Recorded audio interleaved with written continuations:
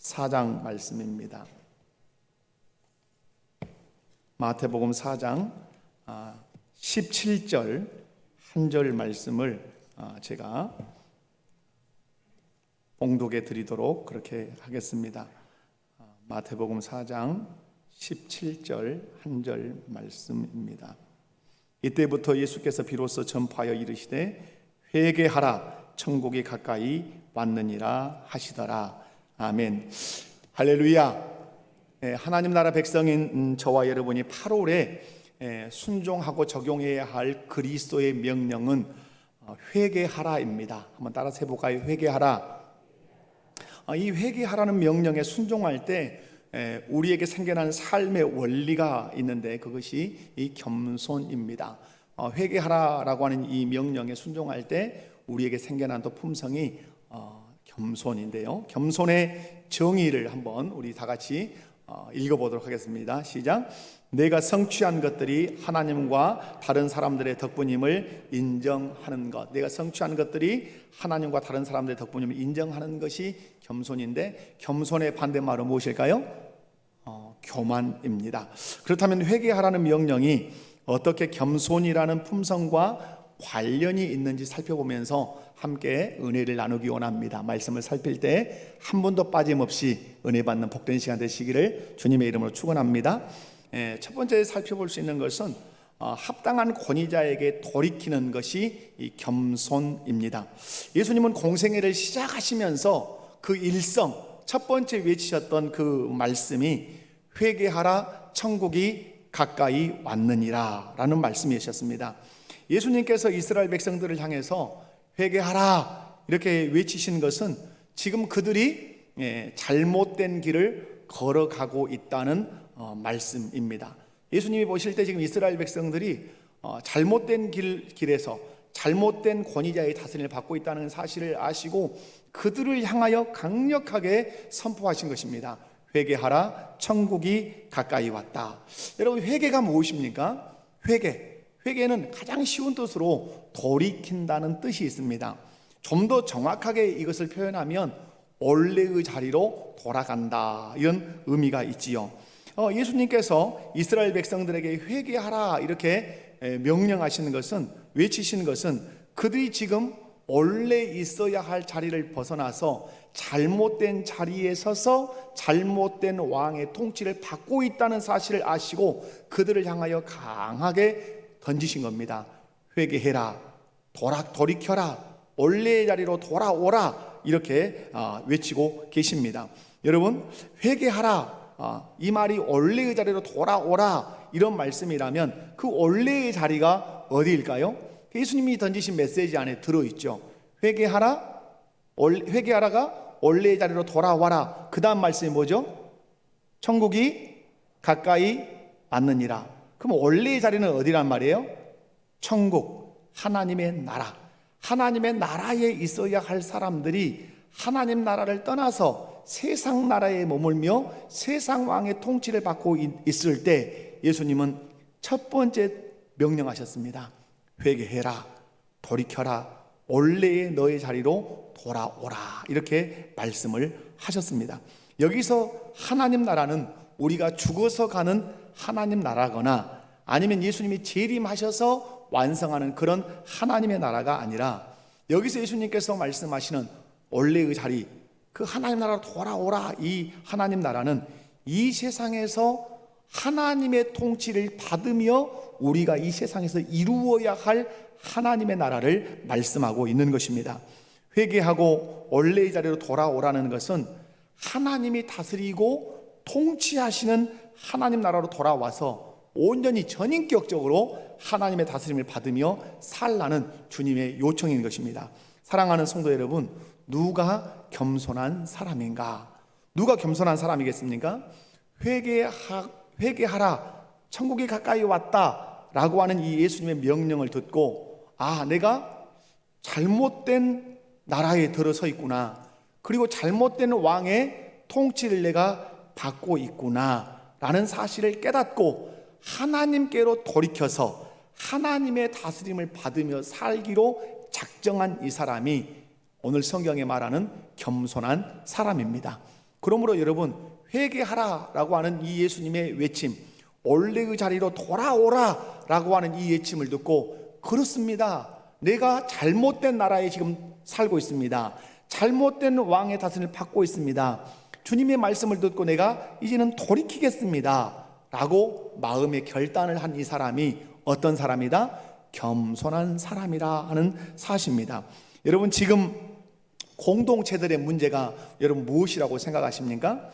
여러분, 지금 공동체의 문제는 합당한 권위자를 거절하고 잘못된 권위자를 섬기는데 많은 공동체의 어려움이 있습니다. 이것을 좀 우리 가정으로 이렇게 끌고 와서 설명을 해볼까요?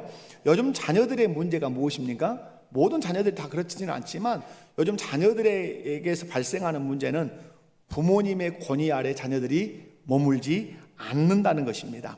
여러분, 몸은 가정에 있어요. 식탁에서 함께 밥도 먹어요. 엄마 아빠가 주는 용돈을 가지고 살기는 해요. 그러나 그 마음만큼은 부모님의 권위 아래 머물지 않아요. 다른 권위자를 모시고 다른 권위자를 섬기고 다른 권위자의 말에 순종하며 살아요. 그러니까 어떤 문제가 생길까요? 가정의 권위자인 부모와 자녀들이 따르고 있는 권위자가 다르기 때문에 그 마음의 권위자와 가정의 권위자 하는 말이 서로 충돌을 일으키기 때문에 자녀들이 부모를 향해서 짜증을 내는 것입니다. 원망을 하고 불평을 하고 심지어는 부모를 향해서 대드는 것입니다. 왜? 아버지라고 하는 권위자가 있지만 그 아버지의 권위 아래 머물지 않고 자기가 마음속으로 따르고 있는 권위자가 있단 말이에요. 그 아버지라고 하는 권위자의 말을 듣지 않고 자기가 지금 마음으로 따르고 있는 권위자의 말과 아버지의 말이 충돌할 때 아버지께 짜증을 내고 원망을 하고 대드는 것이에요. 그래서 여러분, 자녀들의 그 문제는 어디서 하나를 찾으셔야 돼요? 지금 누구의 권위 아래 머물고 있는가를 잘 찾아보고 조사해 볼 필요가 있어요. 여러분, 자녀들의 문제가 용돈이 부족해서 문제라고 생각하십니까? 아니면 가정 형편이 어려운 것이 문제라고 생각하십니까? 우리는 자꾸 우리 인생의 문제를 환경에서, 상황에서 찾으려고 하는 어리석음에 빠질 때가 많습니다. 그러나 그렇지 않습니다. 오늘 우리 가정의, 우리 자녀들의 문제, 또 우리의 문제는 잘못된 권위자 아래 머물 때 우리 공동체 안에 문제가 생긴다는 거예요. 여러분의 자녀가 대들고 짜증을 내고 원망을 하고 이렇게 한다면 하나 분명하게 생각해야 돼요. 내 권위 아래 지금 이 아이가 머물지 않고 있구나. 지금 마음속에 다른 권위자를 붙들고 그 권위자를 따르고 있구나 라고 인식을 하셔야 돼요. 이 자녀가 변화될 수 있는 길은 하나밖에 없어요. 하나님이 세우신 합당한 권위 아래로 돌아오는 거예요. 오늘 예수님의 말씀 회개하라, 천국이 가까이 왔다 라고 하는 이 메시지를 우리 자녀들이 들어야 돼요. 무슨 말씀이에요? 자녀들아, 회개해라, 원래의 자리로 돌아와라, 하나님이 세우신 합당한 권위자 아래로 돌아오라 하는 이 외침을 우리 자녀들이 듣고 어디서 자기가 그 권위자를 받아들였는지 모르지만 내가 잘못된 권위자를 받아들였구나, 잘못된 권위자의 소리를 듣고 있구나, 잘못된 권위자에게 내가 순종함으로 부모님에게 내가 불순종하고 부모님을 향해서 내가 짜증을 내고 원망을 하고 있구나 라고 하는 사실을 깨닫고 우리 자녀들이 합당한 권위자에게로 돌아와야 돼요. 이것이 자녀의 겸손이에요. 아멘이십니까? 여러분, 우리 직장이든지 어디서든지 그래요. 그래서 여러분, 공동체에 들어갈 때는 제일 먼저 살펴야 되는 게 뭐죠? 제일 먼저 살펴야 되는 것은 이 공동체의 권위자가 누군가 하는 걸 제일 먼저 살펴야 돼요.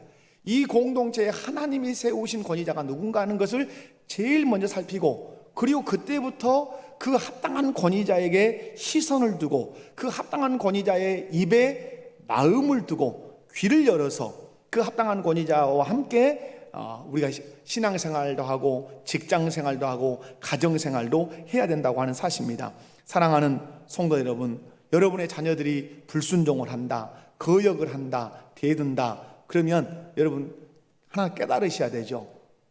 이 아이가 잘못된 권위 아래 머물고 있구나, 내 권위 아래 머물지 않고 있구나. 이 아이에게 들려줘야 할 중요한 메시지가 있는데 그것이 무엇이다? 회개하라. 천국이 가까이 왔다. 너 돌이켜라. 원래의 자리로 돌아오라. 라고 하는 주님의 음성을 듣기를 간절히 여러분이 사모하고 기도하셔야 될 줄로 믿습니다. 사랑하는 성도 여러분, 정말 겸손이 뭔가? 겸손이 뭡니까? 합당한 권위 아래로 들어가는 것, 또 들어가기로 결단하는 이것이 겸손이라 하는 사실을 여러분 믿으시기 바라고요. 두 번째로 겸손은 예수님을 왕으로 모셔드리는 것입니다. 예수님은 회개하라. 뭐가 가까이 왔다? 천국이 가까이 왔다. 이렇게 말씀합니다. 여러분, 회개하는 사람들이 들어가는 나라가 하나님 나라입니다.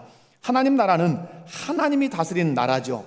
다스린다는 말은 하나님이 누구라는 말씀입니까? 하나님 자신이 왕이라고 하는 말씀입니다. 그러므로 회개는 단순한 변화가 아닙니다. 회개는 왕이신 하나님이 다스리는 나라에 들어가서 왕의 나라에 속하여 살고 왕의 통치를 받으며 사는 것입니다. 그러므로 회개는 왕이신 예수님께로 돌아가서 왕이신 예수님께 돌아가서 그 왕 대신 예수님의 통치를 인정하고 또 그 예수님의 그 왕 대신 그 예수님을 받아들이면서 삶을 살아가는 거예요. 그러니까 여러분, 흑암의 권세에서 건짐을 받아서 그의 사랑의 아들의 나라로 옮겨졌어요. 과거에는 어디서 살았습니까? 흑암의 권세에서 살았죠. 그런데 예수님의 그 속량을 통해서 그의 사랑의 아들의 나라로 옮겨졌습니다. 사랑의 나라로 옮겨졌으면 그 나라에 옮겨질 때 제일 먼저 받아들여야 하는 존재가 있습니다. 누구죠? 예수 그리스도를 누구로 받아들여야 되죠? 나의 왕으로 받아들여야 하는 것입니다. 우리가 신앙생활하면서, 특별히 저와 지금 신앙생활하면서 여러분이 많이 듣는 그 말씀이 예수 그리스도 우리의 누구시다? 왕이라고 하는 말씀을 많이 듣습니다. 하나님의 왕이신데 또 이 세상에서 구원받은 우리의 왕은 예수 그리스도시다 라는 얘기를 많이 들어요. 이유가 뭐죠? 우리의 신앙생활은 하나님 나라가 중심이기 때문에 그렇습니다. 그러므로 하나님 나라에 집중하지 않는 신앙생활은 많이 곁길 갈 수 있습니다. 사랑하는 성도 여러분, 우리가 하나님 나라로 옮겨졌다면, 그리스도의 나라로 옮겨졌다면 제일 먼저 받아들여야 하는 존재가 있는데 그분이 누구시다? 하나님 나라의 왕이신 예수 그리스도를 나의 왕으로 받아들여야 된다는 사실이에요. 그렇기 때문에 예수님의 왕되심을 인정하는 사람은, 예수님의 왕되심을 인정하는 사람은 예수님을 높이고 예수님을 찬양할 뿐만 아니라 예수님이 자신의 왕이니까 누구의 다스림 아래 거하기를 기뻐할까요? 예수님의 다스림 아래 거하기를 기뻐하는 거예요. 여러분, 이건 너무너무 우리에게 중요합니다. 제가 우리 청년들에게, 특별히 자매 청년, 형제 청년들에게 또 제가 설교할 때도 말씀을 드렸지만, 정말 훌륭한 신랑감을 얻는 방법은 무엇이다? 예모 준수한 사람, 그거 아니다. 경제적으로 풍성한 사람, 그거 아니다. 우리의 예모는 사고가 나서 이그러질 수도 있어요. 우리의 경제는 잘못해서 망할 수도 있어요. 그러니까 우리의 외모나 경제가 신랑감을 결정하는데 결정적 영향을 끼치면 안 돼요. 뒤에 사고 나면 어떻게 할 거예요? 아니면 망하면 어떻게 할 거예요? 진정한 우리의 그 배우자 선택, 여성이 남성을 선택할 때는 어떤 사람을 선택해야 된다 그랬어요? 내가 한 여성으로서 한 남성인데 정말로 존경할 만하다 하는 사람을 선택해야 돼요. 그리고 나면 사랑이라고 하는 것이 불이 붙으면 그들은 아름다운 결혼 생활을 할 수 있어요. 그러나 존경할 만한 걸 다 빼고 사랑이라고 하는 콩깍지에 씌워서 그냥 사랑이라는 감정 가지고 했는데 내가 감당하기 어려운 습관들이 너무, 품성도 감당하기 어려운 품성이 그 사람 안에 있을 때 결혼 생활이 되게 힘들 수 있어요. 그러면 여러분, 정말로 존경할 만한 사람이라는 것을 신앙적으로 한마디로 표현하면 뭘까요? 하나님을 제일로 사랑하는 사람이어야 돼요. 누구? 하나님을 제일로 사랑하는 사람. 그러니까 한 남성이 하나님을 제일로 사랑하면 자기 아내를 어떻게 할까요? 사랑하게 됩니다. 왜? 하나님을 내가 제일로 사랑하는데 내가 사랑하는 하나님이 내 곁에 있는 짝꿍을 어떻게 하라고 말씀하죠? 사랑하라고 말씀합니다. 사랑하되 어떻게 사랑하라고 말씀하죠? 사랑하되 그리스도께서 교회를 위하여 목숨을 주심같이 사랑하라, 이렇게 말씀해요. 그 사랑으로 사랑한단 말이에요. 그러므로 여러분, 우리가 겸손이라고 하는 것은 무엇입니까? 겸손이라고 하는 것은 하나님 나라에 들어와서 예수님을 나의 왕으로 모시고 그분의 다스림을 받으며 또 그분을 높이며 사는 것이에요. 오늘날 우리는 예수 우리 왕이여 이렇게 찬양합니다. 그리고 그 찬양이 예수님을 높이는 것이라고 그렇게 생각을 합니다. 맞습니다. 우리 예수 우리 왕이여 이곳에 임해달라고 우리가 찬양하는 것, 주님을 높이는 것이죠. 하지만 예수님을 참으로 높이는 것은 찬양에 머무는 것이 아니에요. 예수님의 다스림을 실제적으로 받는 것입니다. 지금까지는 상황의 다스림을 받고 또 감정이나 환경이나 정욕의 다스림을 받았어요. 그러나 이제는 그러한 모든 것들을 거절하고 왕이신 예수님의 말씀으로 통치를 받아야 합니다. 통치받기 위해서 예수님을 누구로 모시고 예수님을 왕으로 모시고 살아야 돼요. 그런 의미에서 예수 영접이라고 하는 것은 너무너무 중요합니다. 우리 일생에 있어서 반드시 이 한 번의 사건은 있어야 합니다. 예수님을 어떻게 하는 사건? 내 마음으로 영접하는 사건. 내 마음에 누구로? 구주로, 왕으로 온전히 영접한 사건이 내 일생에 몇 번은? 한 번은 꼭 있어야 돼요. 여러분 있으셨습니까? 그래서 여러분의 왕, 여러분의 인생의 주인이 예수 그리스도가 맞으십니까? 그래야 그 예수님의 다스림을 받으며 말씀을 삶의 원리로 삼고 순종하며 살 수가 있어요. 예수님을 믿는 사람들이 타락했다는 이 뉴스를 들을 때가 있어요. 선교사인데 타락했다더라, 목사인데 타락했다더라, 청소년 사역자인데 타락했다더라, 성적으로 타락했다더라, 물질적으로 타락했다더라, 명예적으로 타락했다더라. 이런 소식을 들을 때 얼마나 마음이 아픈지 몰라요. 여러분, 그분들이 교회에서 입술로 하나님을 찬양하지 않았겠습니까? 그들이 어디서 봉사하지 않았겠습니까? 말씀을 들을 때 아멘 하고 이렇게 화답하지 않았겠습니까? 여러분 열심히 화답하고 열심히 봉사하고 열심히 찬양했지 않겠어요? 그런데 그런 선교사였고 목사였고 청소년 사역자였던 그런 사람들이 넘어지는, 그런 못된 죄에 넘어지는 이유가 뭐냔 말이에요. 타락하는 이유가 뭐죠? 그 왕 문제란 말이에요. 누구 문제예요? 왕 문제예요. 내 마음의 주인으로 앉아있는 왕이 누구냐? 타락한 사람들의 왕은 뭐죠? 타락한 사람들은 자기 감정, 자기 상황, 자기 충동이 자기 마음의 왕으로 다 자리를 하고 있었던 거예요. 이것이 우리의 삶에 대단히 무서운 것입니다. 내 마음의 왕이 감정이나 상황이나 충동이 환경이 되면 그 사람은 언제든지 예수를 믿어도 죄를 짓게 되어 있습니다. 그런데 이제 예수님을 왕으로 모셔드리기 위해서 해야 되는 일이 있죠. 지금까지 내 마음의 왕이었던 감정, 상황, 충동을 다 거절하고 그 마음 중심에 누구를 모시는 거죠? 예수님을 왕으로 딱 모셔드리는 거예요. 이것이 진정한 겸손입니다. 사랑하는 성도 여러분, 여러분의 마음에 그 왕의 자리에 누가 앉아 계십니까?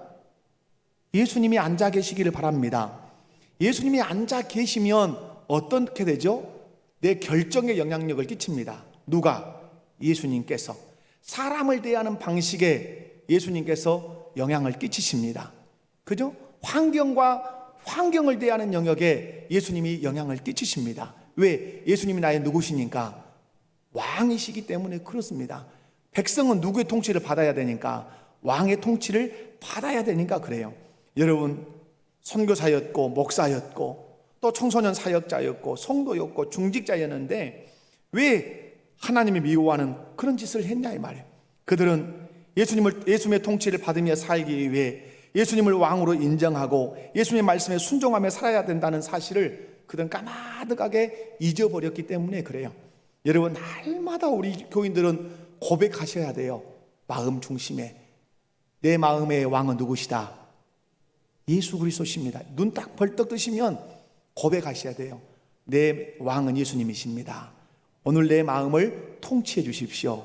내 감정을 다스려 주십시오. 상황에 움직이는 것이 아니라 주님 때문에 움직이는 사람이 되게 해 주십시오.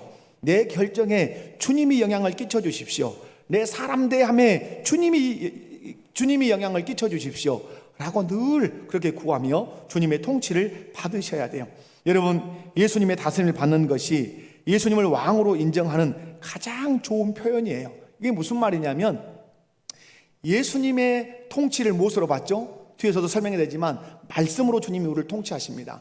그 말씀의 다스림을 받는 것이 내가 예수님을 왕으로 인정하고 있다고 하는 중요한 표현이에요.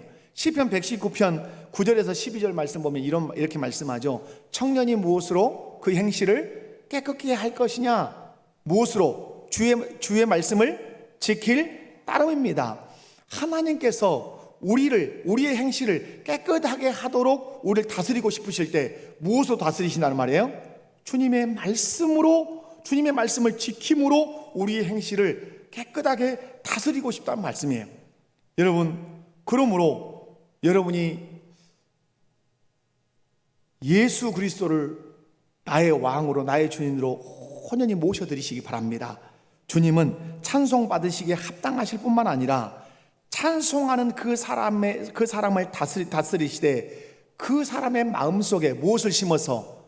말씀을 심어서 다스리십니다. 우리 성령께서 우리에게 말씀을 심으실 때 어디다 심으시죠? 우리의 마음에 새기십니다.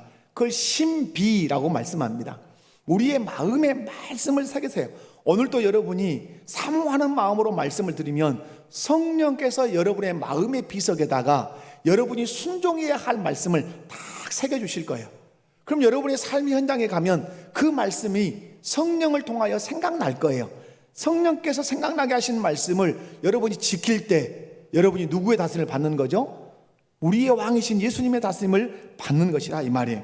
그러므로 여러분, 회개하여 잘못된 왕을 거절하고 예수님을 왕으로 받아들인 이 사람, 예수님의 말씀을 통해서 반드시 다스림을 받아야 된다는 사실, 이 사람이 진정으로 겸손한 사람이에요.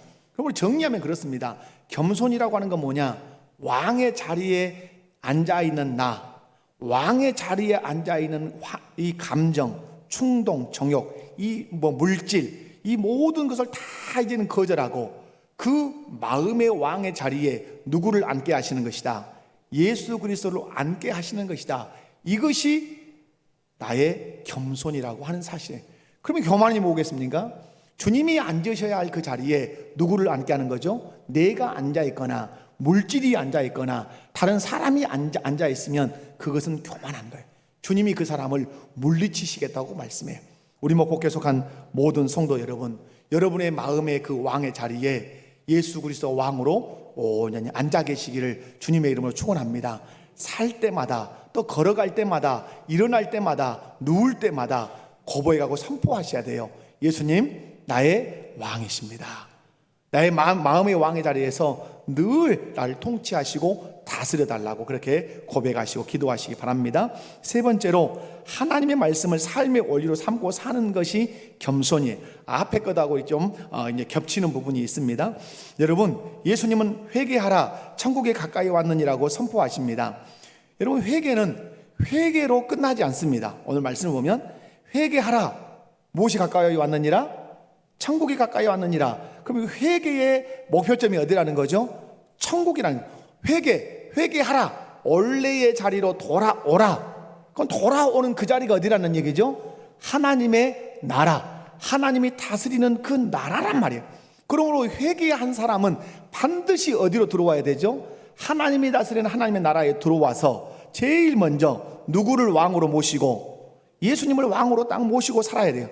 예수님을 나의 왕으로 모시면 그분이 그때부터 우리에게 말씀하시기 시작합니다. 왜 말씀하시기 시작할까요? 예수님은 왕으로 우리를 어떠하셔야 하기 때문에, 다스리고 통치하셔야 되기 때문에 예수님은 우리에게 말씀하신다 이 말이에요. 여러분, 하나님 나라는 하나님이 다스리는 나라이기 때문에 누가 왕이에요? 하나님이 왕이세요. 그러므로 회개해서 하나님 나라로 돌아온 사람이 가장 먼저 해야 할 일은 그 나라의 왕을 내 마음의 구주로, 왕으로 어떤 것이다? 받아들이는 것이에요. 이것이 겸손이에요. 이렇게 받아들이고 나면 이 사람은 왕이신 하나님을 섬기고 경배할 뿐만 아니라 왕이신 하나님의 명령을 삶에 적용하며 삶으로 하나님께 영광을 돌리는 그 열매를 맺고 싶어 해요. 이것이 예수님을 왕으로 모신 사람의 그 기본적인 마음이에요. 그것이 열망이라 이 말이에요. 그래서 예수님은 마태복음 5장이나 28장에서 예수님을 왕으로 받아들이고 경배한 사람들에게 말씀해요. 마태복음 5장에 보면 예수님께서 산에 올라가 앉으십니다. 그때 제자들이 어떻게 하시죠? 5장 1절에 보면 예수님께 나옵니다. 예수님께 나올 때 예수님은 그들에게 말씀하십니다. 심령이 가난한 자는 복이 있나니. 마태복음 28장 16절일까요? 6절에 보면 예수님께서 제시하신 산에 제자들이 있습니다. 근데 예수님이 그 산에 계십니다. 근데 그 예수님께 그들이 나와서 경배합니다. 예수님께 경배하죠. 경배하는 그들에게 예수님이 말씀하십니다.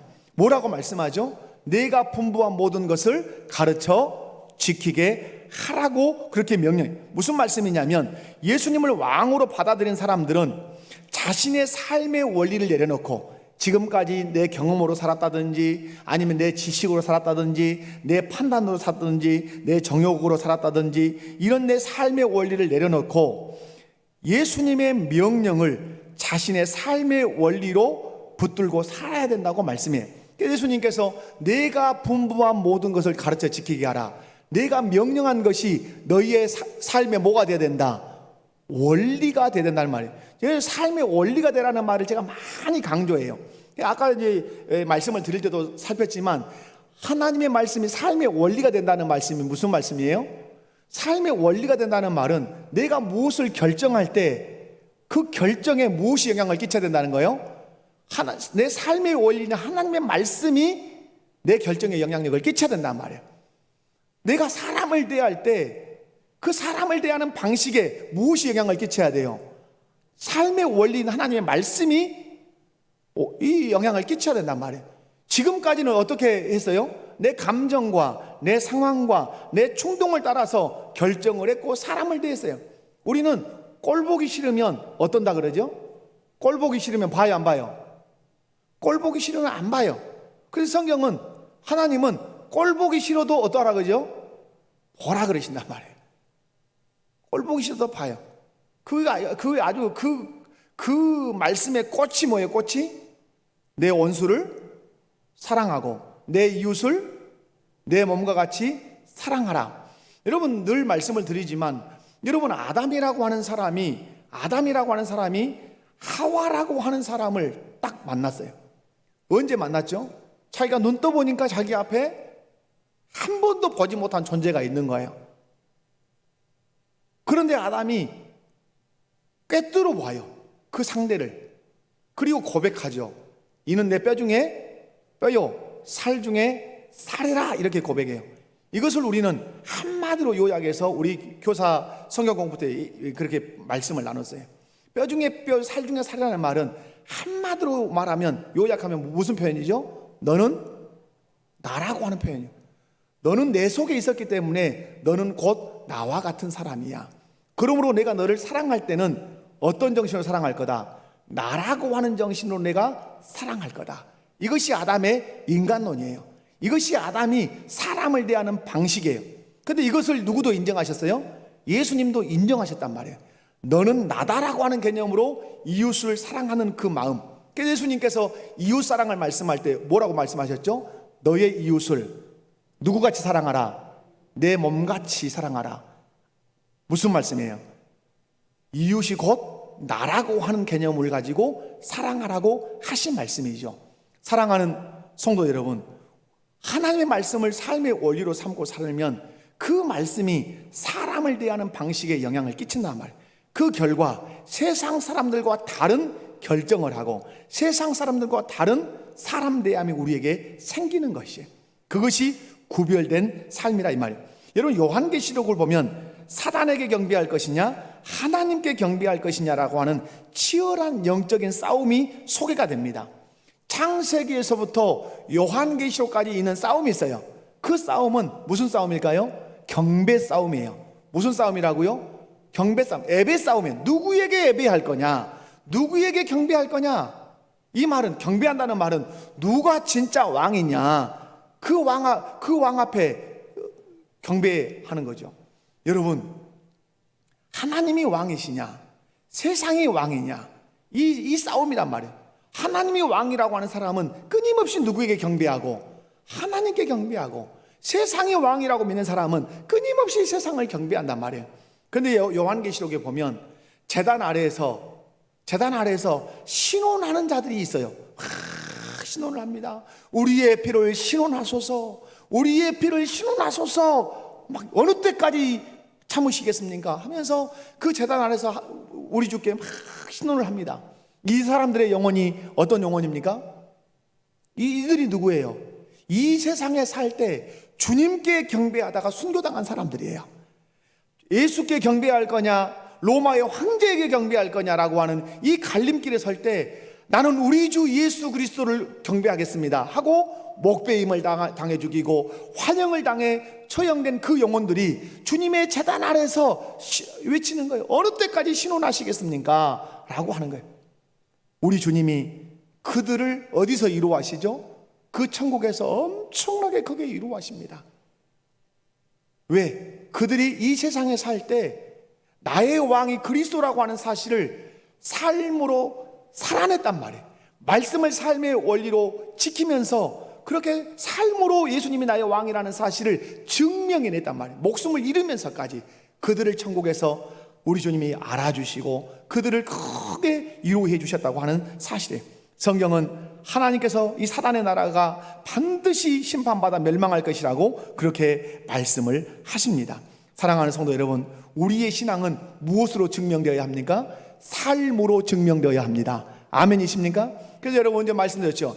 요한계시록에서는 믿음 얘기를 한다 안 한다, 예수를 믿어라, 이런 말씀은 없어요. 거의. 무슨 말씀만 할까요? 살아라, 살아내라, 목숨을 바치면서 살아라. 이미 뭐가 전제된 거예요? 예수 믿음이 전제된 거예요. 예수 믿는 사람은 예수께만 경배하고 그리고 예수님의 말씀을 삶의 원리로 삼고 살아내야 한다. 그렇게 살아낼 때 죽을 수도 있다, 순교당할 수도 있다. 그 믿음을 나에게 보여다오. 이것이 요한계시록이에요. 사랑하는 성도 여러분, 우리의 신앙은 예배당에서만 예배하는 그 예배만을 말하지 않습니다. 하나님을 높이는 예배자는 모든 삶의 영역에서 하나님의 통치를 받으며 사는 것까지 포함되어야 합니다. 예배당에서 예배는 삶의 예배로 발전되어야 될 줄로 믿습니다. 여기서는 예배 잘했어요. 예수 우리 왕의 찬양도 하고 뭐 천국 찬양도 하고 하나님 나의 하나님의 찬양도 했어요. 그리고 말씀에 아멘도 했어요. 그런데 세상에 나가서는 그냥 남의 그냥 호박도 하나 따가고 남의 고추도 하나 홀라당 따가고, 여러분 이러면 이런 삶은 삶으로 증명된 게 아니죠.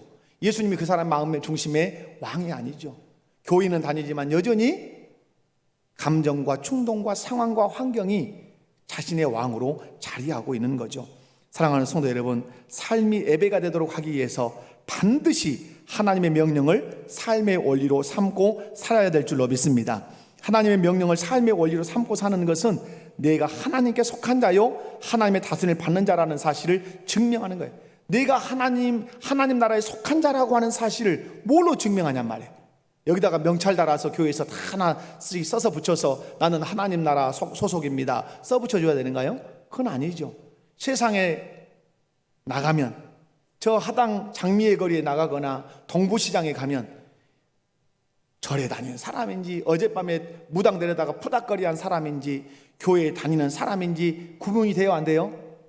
잘 구분이 안 돼요. 거기서 예수 믿는 분이십니까? 하면 여러분 대단히 영험하신 분이에요. 근데 거의 구분이 안 돼요.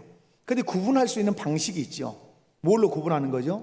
그가 무슨 삶의 원리를 가지고 사는가, 무슨 삶의 원리를 가지고 콩나물을 사는가, 무슨 삶의 원리를 가지고 사람을 대하는가, 무슨 삶의 원리를 가지고 뭘 결정하는가, 이걸 보면 그가 하나님 나라 소속인지 아니면 어둠에 속한 그 소속인지를 알 수가 있어요.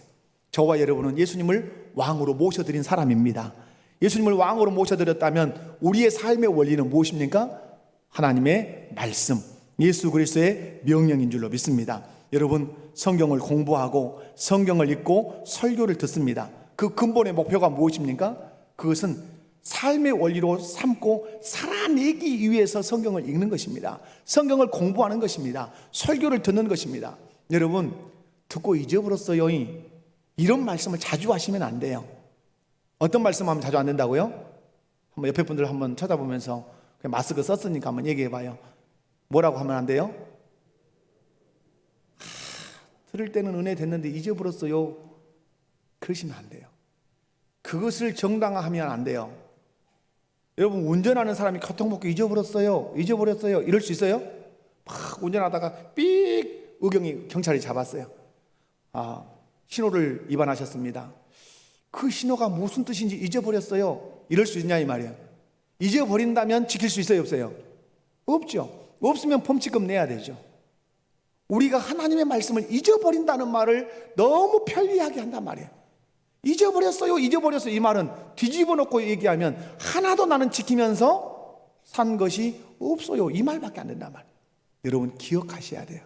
그래서 쓰시고 더 한 번 보시고 더 한 번 들어서 그것이 우리의 뭐가 되도록, 삶의 원리가 되도록 해요.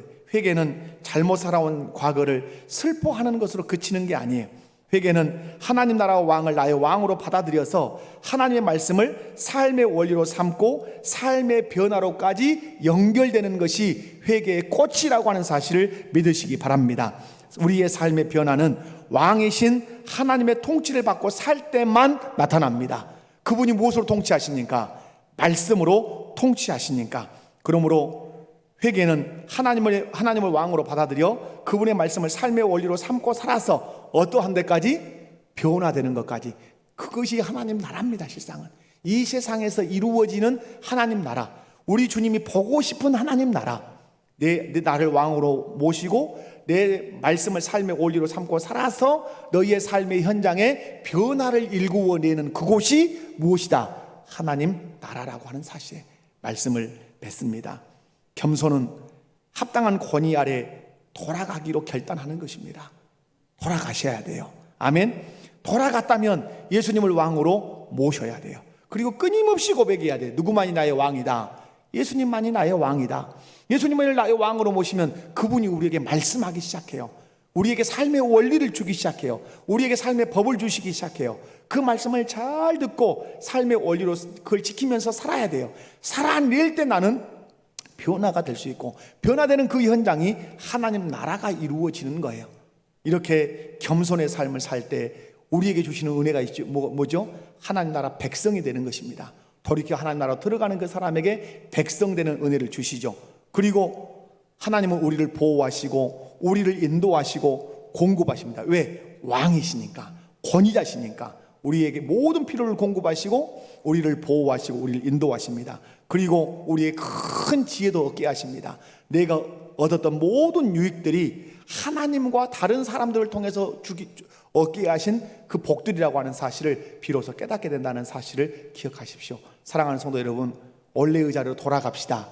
그곳이 하나님의 통치를 받는 곳입니다. 다 같이 자리에서 일어납시다.